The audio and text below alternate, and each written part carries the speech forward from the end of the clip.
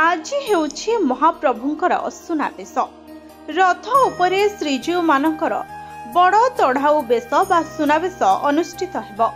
सकाळु तीन रथ उपरे दैनंदिन नीति परे मध्याह्न धूप और मैलम नीति परे महण महण सुनारे विभूषित हेबे श्रीजीव।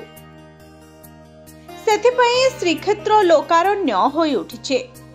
रथ उपरे अन्यान्य नीति भड़ी मध्याह्न धूप मैलम परे अपराह्न रे मेकअप सर्वांग नीति संपन्न हेब। एहा परे अपराह्न 5टारू 6:30 मध्यरे ठाकुर मानकु सुना बेशरे सज्जित कराजिबो बोली श्रीमंदिर प्रशासन पक्षरु सूचना मिलिछे।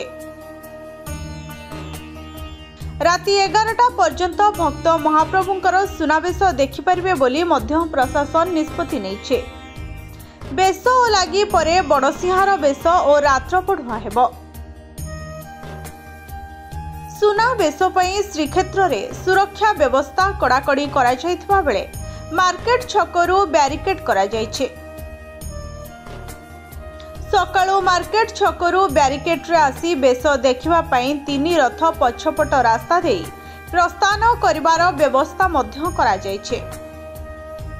श्रीजीवकर समस्त चिताकर्षक बेश मध्यरे सुनाबेश अर्थात बड़ चढ़ाऊ बेश अन्यतम। बड़ ठाकुर श्री बलभद्र श्री पयर श्री भुज किरीटी घागड़ामाली कदम्बमाली कानकुंडल कमरपट्टी आड़कानी चंद्रिका सेबतीमाली बाघ नखमाली बाहाड़ामाली अस्त्रहल और मुसल तिलक त्रिखंडिका और झोबाकंठी आदि परिधान करिथान्ते।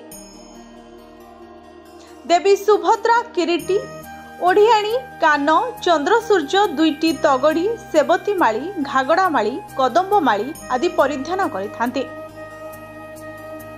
सेहीपरि महाप्रभु श्री जगन्नाथ श्री पयर श्री भुज किरीटी आदि अनेक सुना अलंकार सह स्वर्ण चक्र रौप्य शंख कमरपट्टी कर्णकुंडल चंद्र सूर्य एभली अनेक किछि परिधान करिथान्ते। 138 प्रकार स्वर्ण अलंकार रे झलसिबे श्रीजीव। एही मनमुग्धकर बेश वर्षकरे थरे आसीथाए।